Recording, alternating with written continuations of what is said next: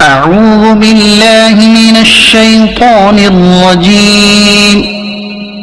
بسم الله الرحمن الرحيم.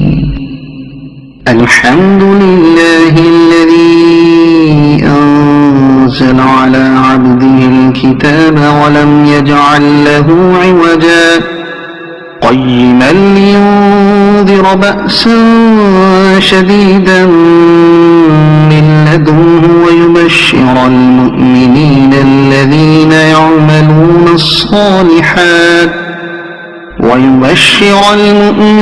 الذين يعملون الصالحات أن لهم أجرا حسنا ماكثين فيه أبدا وينذر الذين قالوا اتخذ الله ولدا ما لهم به من علم ولا لآبائهم كبرت كلمة تخرج من أفواههم إن يقولون إلا كذبا فلعلك باخع نفسك على آثارهم إن لم يؤمنوا بهذا الحديث أسفا إنا جعلنا ما على الأرض زينة لها لنبلوهم أيهم أحسن عملا وإنا لجاعلون ما عليها صعيدا جرزا أم حسبت أن أصحاب الكهف والرقيم كانوا من آياتنا عجبا إذ أوى الفتية إلى الكهف فقالوا ربنا آتنا من لدنك رحمة وهيئ لنا من أمرنا رشدا فضربنا على آذانهم في الكهف سنين عددا ثم بعثناهم لنعلم أي الحزبين أحصى لما لبثوا أمدا نحن نقص عليك نبأهم بالحق إنهم فتية آمنوا بربهم وزدناهم هدى وربطنا على قلوبهم إذ قاموا فقالوا ربنا رب السماوات والأرض لن ندعو من دونه إلها لقد قلنا إذا شططا هؤلاء قومنا اتخذوا من دونه آلهة لولا يأتون عليهم بسلطان بين فمن أظلم ممن افترى على الله كذبا وإذ اعتزلتموهم وما يعبدون إلا الله فأووا إلى الكهف ينشر لكم ربكم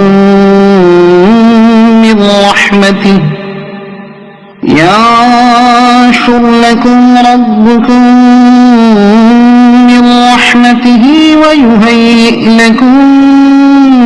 من أمركم مرفقا وترى الشمس إذا طلعت تزاور عن كهفهم ذات اليمين وإذا غربت تقرضهم ذات الشمال وهم في فجوة منه ذلك من آيات الله من يهد الله فهو المهتد ومن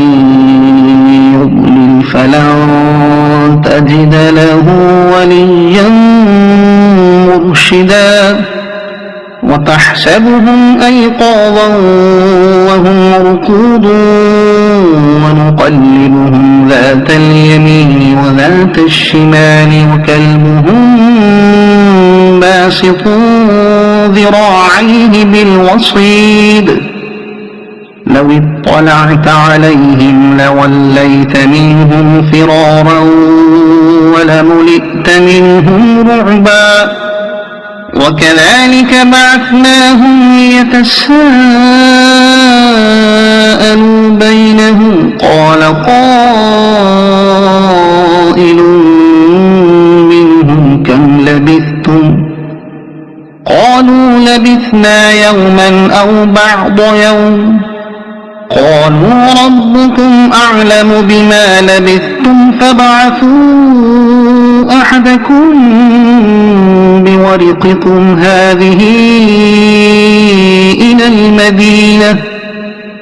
فابعثوا أحدكم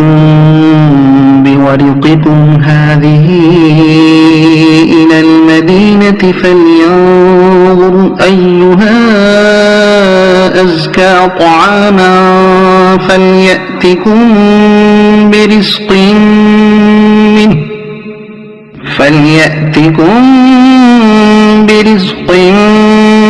منه وليتلطف ولا يشعرن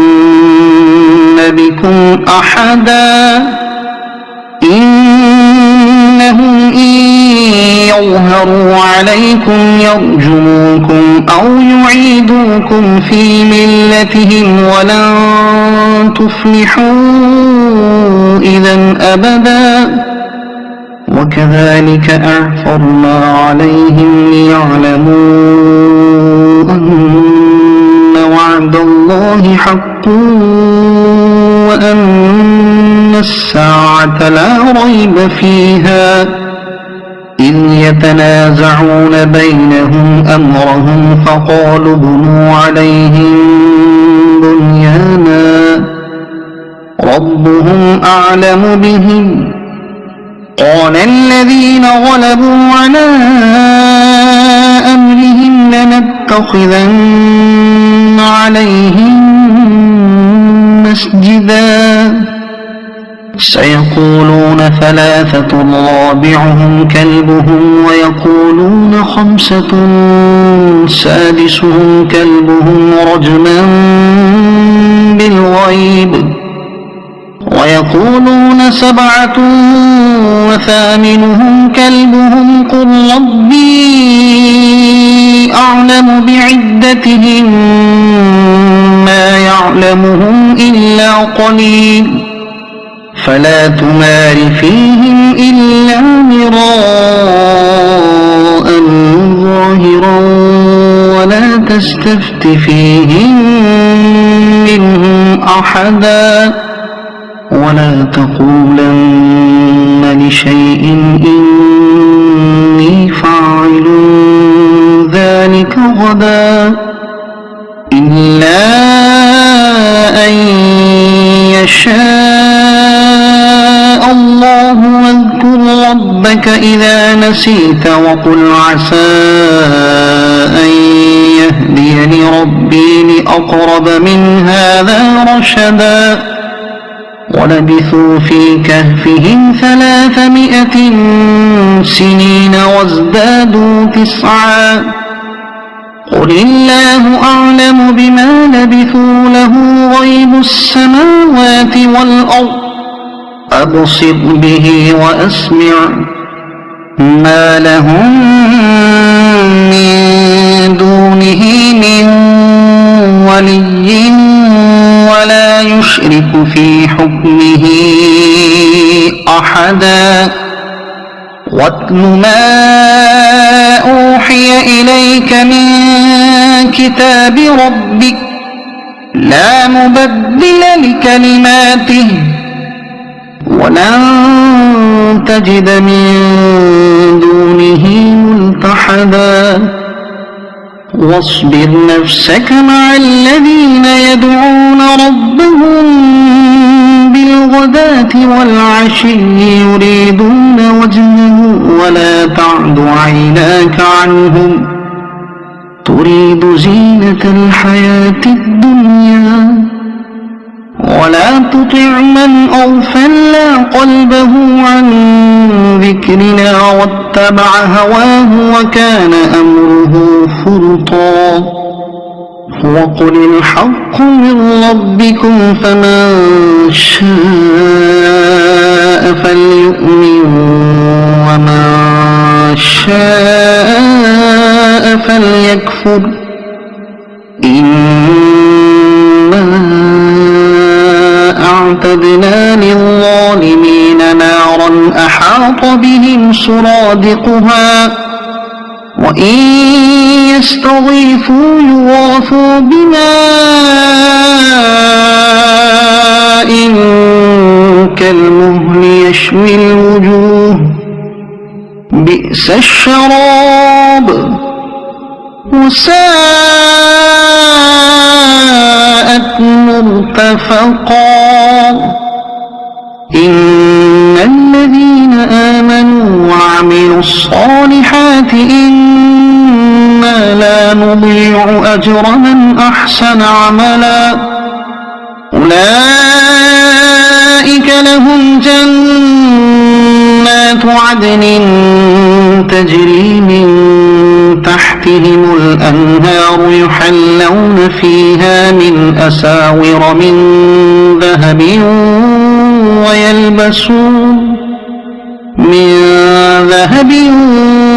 ويلبسون ثيابا خضرا من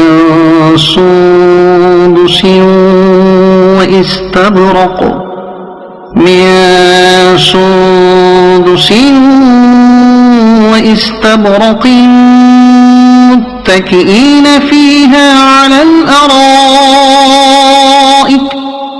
واستبرق متكئين فيها على الأرائك نعم الثواب وحسنت مرتفقا واضرب لهم مثل الرجلين جعلنا لأحدهما جنتين من أعناب وحففناهما بنخل وجعلنا بينهما زرعا كلتا الجنتين آتت أكلها ولم تظلم منه شيئا وفجرنا خلالهما نهرا وكان له ثمر فقال لصاحبه وهو يحاوره أنا أكثر منك مالا وأعز نفرا ودخل جنته وهو ظالم لنفسه قال ما أظن أن تبيد هذه أبدا وما أظن الساعة قائمة ولئن رددت إلى ربي لأجدن خيرا منها منقلبا قال له صاحبه وهو يحاوره أكفرت بالذي خلقك من تراب ثم من نطفة ثم سواك رجلا لكن هو الله ربي ولا أشرك بربي أحدا ولولا إذ دخلت جنتك قلت ما شاء الله لا قوة إلا بالله إن ترني أنا أقل منك مالا وولدا فعسى ربي أن يؤتيني خيرا من جنتك ويرسل عليها حسبانا من السماء فتصبح صعيدا زلقا أو يصبح ماؤها غورا فلن تستطيع له طلبا وأحيط بثمره فأصبح يقلب كفيه على ما أنفق فيها وهي خاوية على عروشها ويقول يا ليتني لم أشرك بربي أحدا ولم تكن له فئة ينصرونه من دون الله وما كان منتصرا هنالك الولاية لله الحق هو خير ثوابا وخير عقبا واضرب لهم مثل الحياة الدنيا كماء أنزلناه من السماء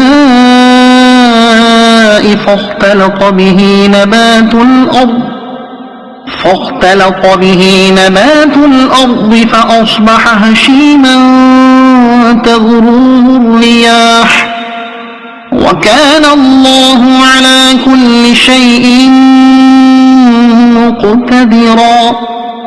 المال والبنون زينة الحياة الدنيا والباقيات الصالحات خير عند ربك ثوابا وخير أملا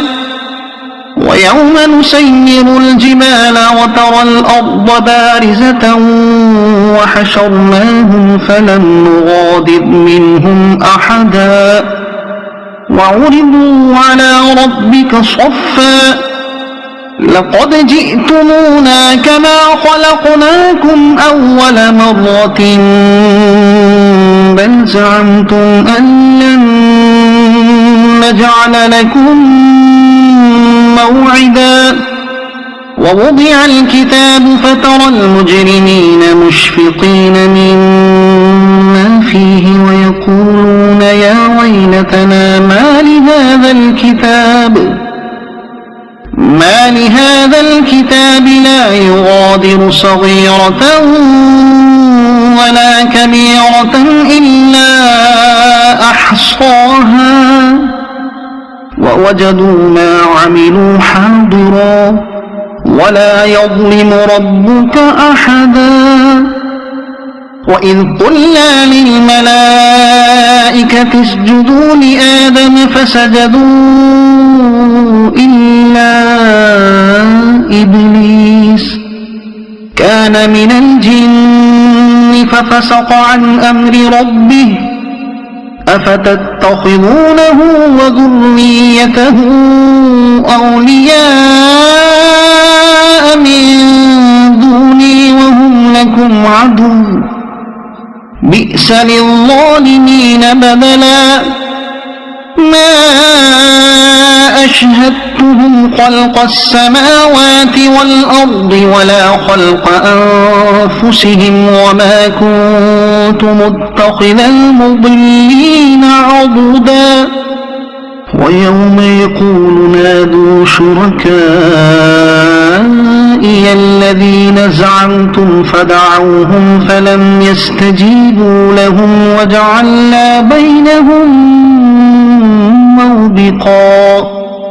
ورأى المجرمون النار فظنوا أنهم واقعوها ولم يجدوا عنها مصرفا ولقد صرفنا في هذا القرآن للناس من كل مثل وكان الإنسان أكثر شيء جدلا وما منع الناس أن يؤمنوا إذ جاءهم الهدى ويستغفروا ربهم إلا أن تأتيهم سنة الأولين إلا أن تأتيهم سنة الأولين أو يأتيهم العذاب قبلا وما نرسل المرسلين إلا مبشرين ومنذرين ويجادل الذين كفروا بالباطل ليدحضوا به الحق واتخذوا آياتي وما أنذروا هزوا ومن أظلم ممن ذكر بآيات ربه فأعرض عنها ونسي ما قدمت يداه إنا جعلنا على قلوبهم أكنة أن يفقهوه وفي آذانهم وقرا وإن تدعهم إلى الهدى فلن يهتدوا إذا أبدا وربك الغفور ذو الرحمة لو يؤاخذهم بما كسبوا لعجل لهم العذاب بل لهم موعد لن يجدوا من دونه موئلا وتلك القرى أهلكناهم لما ظلموا وجعلنا لمهلكهم موعدا وإذ قال موسى لفتاه لا أبرح حتى أبلغ مجمع البحرين أو أمضي حقبا فلما بلغا مجمع بينهما نسيا حوتهما فاتخذ سبيله في البحر سربا فلما جاوزا قال لفتاه آتنا غداءنا لقد لقينا من سفرنا هذا نصبا قال أرأيت إذ أوينا إلى الصخرة فإني نسيت الحوت وما أنسانيه إلا الشيطان أن أذكره واتخذ سبيله في البحر عجبا قال ذلك ما كنا نبغي فارتدا على آثارهما قصصا فوجدا عبدا من عبادنا آتيناه رحمة من عندنا وعلمناه من لدنا علما قال له موسى هل أتبعك على أن تعلمني مما علمت رشدا قال إنك لن تستطيع معي صبرا وكيف تصبر على ما لم تحط به خبرا قال ستجدني إن شاء الله صابرا ولا أعصي لك أمرا قال فإن اتبعتني فلا تسألني عن شيء حتى أحدث لك منه ذكرا فانطلقا حتى إذا ركبا في السفينة خرقها قال أخرقتها لتغرق أهلها لقد جئت شيئا إمرا قال ألم أقل إنك لن تستطيع معي صبرا قال لا تؤاخذني بما نسيت ولا ترهقني من أمري عسرا فانطلقا حتى إذا لقيا غلاما فقتله قال أقتلت نفسا زكية بغير نفس لقد جئت شيئا نكرا قال ألم أقل لك إنك لن تستطيع معي صبرا قال إن سألتك عن شيء بعدها فلا تصاحبني قد بلغت من لدني عذرا فانطلقا حتى إذا أتيا أهل قرية استطعما أهلها فأبوا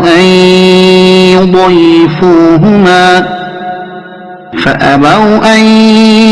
يضيفوهما فوجدا فيها جدارا يريد أن ينقض فأقامه قال لو شئت لاتخذت عليه أجرا قال هذا فراق بيني وبينك سأنبئك بتأويل ما لم تستطع عليه صبرا أما السفينة فكانت لمساكين يعملون في البحر فأردت أن أعيبها وكان وراءهم ملك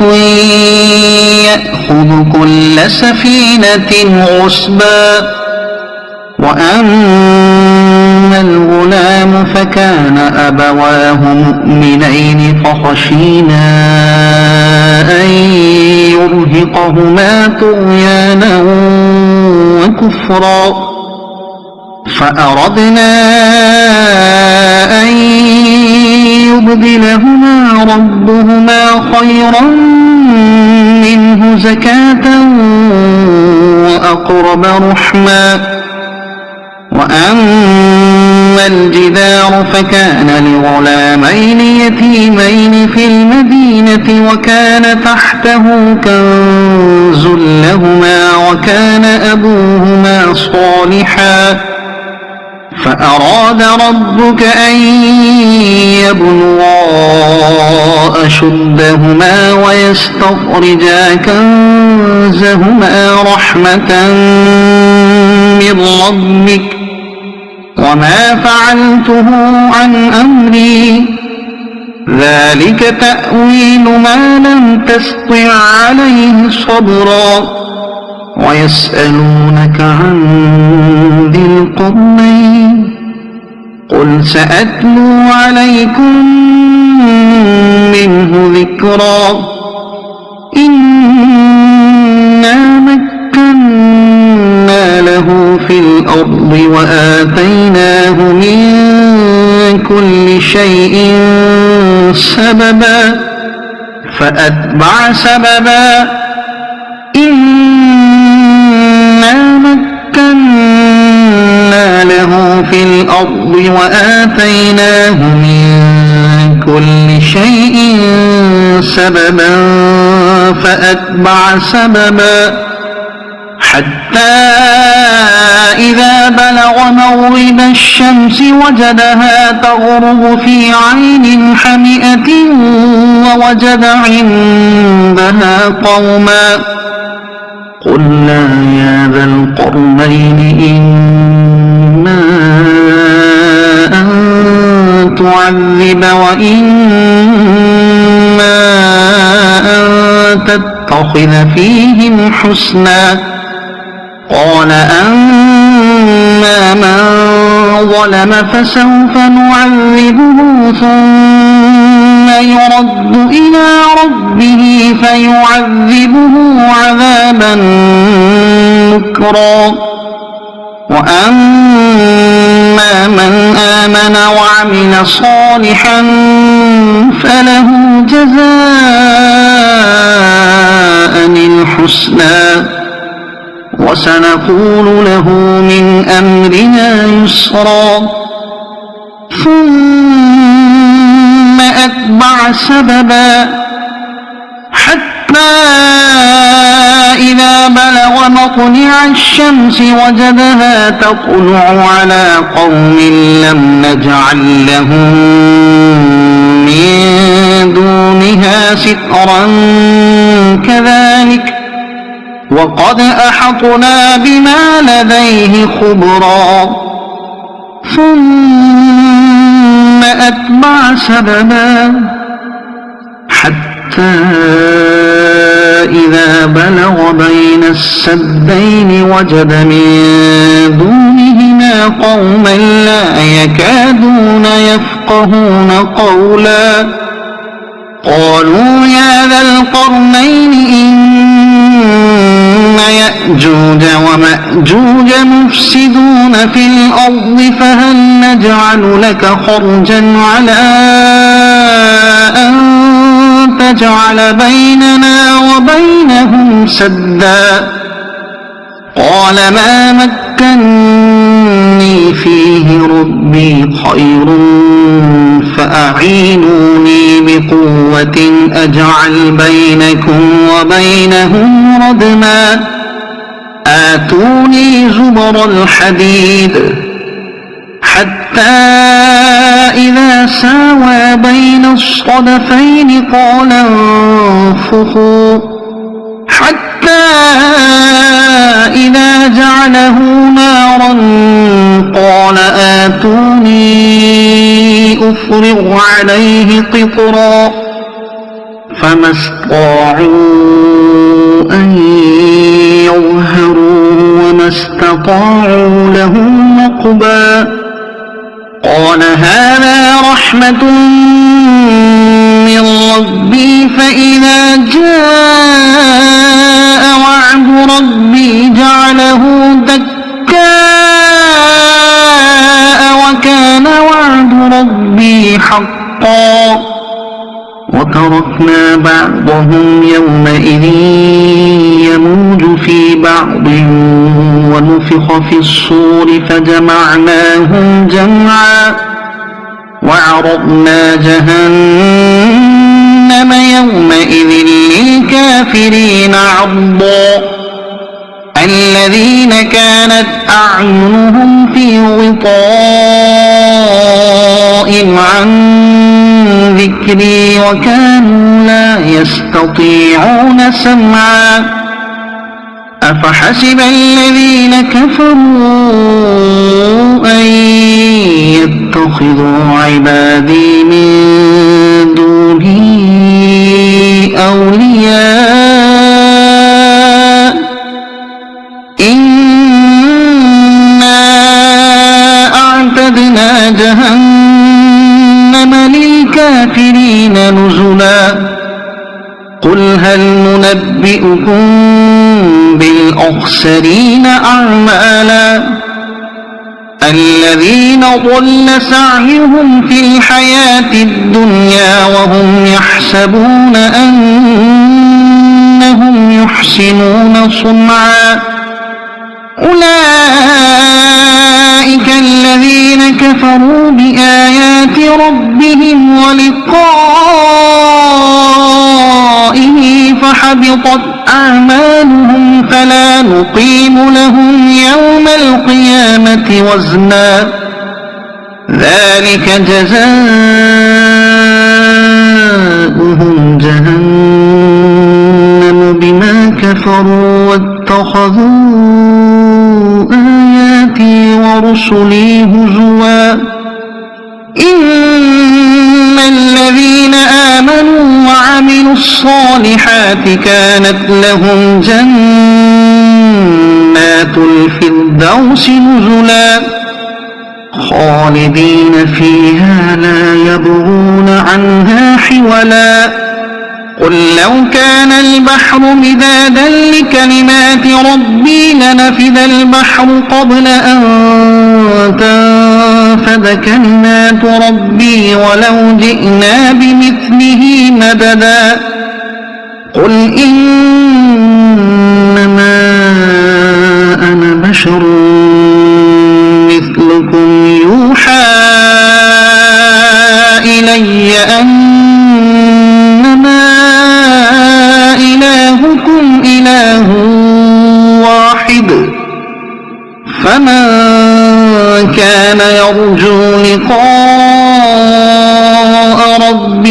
فليعمل عملا صالحا ولا يشرك بعبادة ربه أحدا.